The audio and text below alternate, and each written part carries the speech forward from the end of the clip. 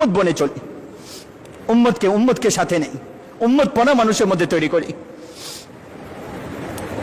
কোন দলের সাথে না জড়াই, কোন ফিরকার সাথে না জড়াই।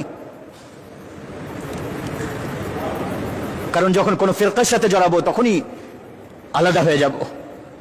এই জন্য উম্মত বনি,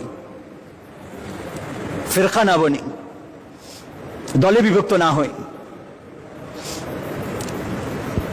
যদি আগুনকে আমরা এখন না নিভাবো তাহলে যায় দেখেন আশেপাশের দেশগুলা মজহাবের নামে, ফিরকাওয়ারিয়াতের নামে মসজিদের মধ্যে পিছন দিয়ে আইসে ব্রাশ ফায়ার করে চলে যায়। মসজিদের মধ্যে একই কলমা পড়নেওয়ালা, আবার এরা যায় ওখানে বোম রেখে আসতেছে, মুসলমানদের মসজিদ উড়াই দিতেছে। ওই রাস্তায় আমরাও চলতেছি, আমি দেখতেছি ওইটা।